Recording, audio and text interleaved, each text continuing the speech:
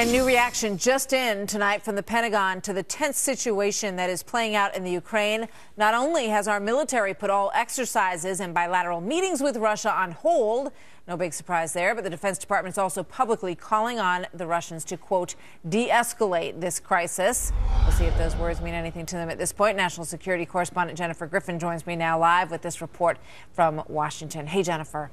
Hi, Martha. It's the first action taken by the Pentagon since the crisis began and comes after the president met his national security team tonight at the White House.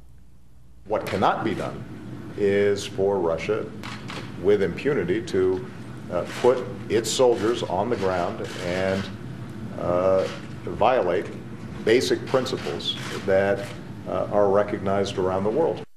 Pentagon Press Secretary Rear Admiral John Kirby refuting media reports of U.S. ship movements in the region. Quote, there has been no change to our military posture in Europe or the Mediterranean.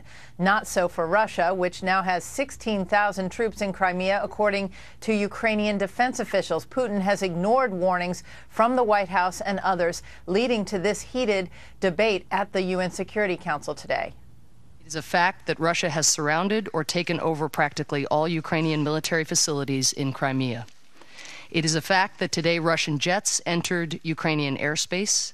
It is also a fact that independent journalists continue to report that there is no evidence of violence against Russian or pro-Russian communities. Russian troops took over a Marine base and captured a ferry crossing on the border. Secretary Kerry is supposed to leave for Ukraine tonight. I don't think we can let him get away with this time. And remember, the Russian institutions themselves have now been taken over. They're state-run banks. So sanctions can be really debilitating on those institutions and on everybody around Putin.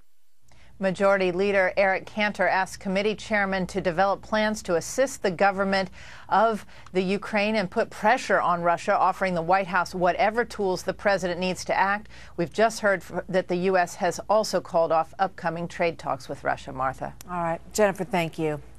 So is what Russia's doing in the Ukraine legal, and what can the U.S. legally do to stop them? Judge Andrew Napolitano, Fox News senior judicial analyst, joins us now. Not easy questions to answer. I mean, certainly these are not questions that Vladimir Putin is struggling with tonight. Right. As someone said, you know, we're struggling with whether or not there's a military solution here. He's already determined there is a military solution, and in fact, he did it. Yes, and as Ralph Peters said, and on this I agree with him, there is nothing that we can do to cause him to leave, and he simply won't leave. When he did this in Georgia, Russia still owns the portions of Georgia that he removed from the country. Look, this is profoundly unlawful. It's unlawful because it's the introduction of military force from one sovereign country to another without an invitation from the receiving country or without provocation. Reason number one. He says there was provocation. Jennifer just addressed that. I'm sorry to jump in, but you know he's claiming that the pro-Russian entities in these countries have been under siege, that they're being persecuted, and we just saw from Samantha Power that there's absolutely no evidence whatsoever of that. I'll give him that. Here's another reason this is profoundly unlawful. Because it's the use of military force where no military force has been used against him, and his people are in uniforms without insignia.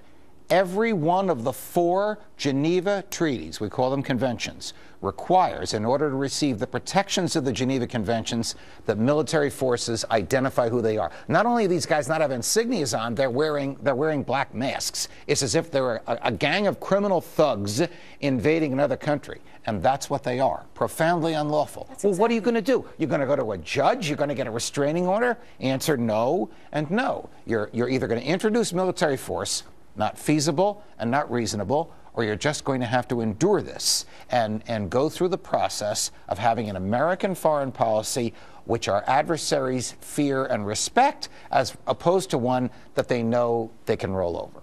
I mean, you know, you listen to Secretary of State John Kerry and the discussions about the UN and NATO and getting, I mean, it doesn't matter, as Ralph Peters said, and as you've just agreed.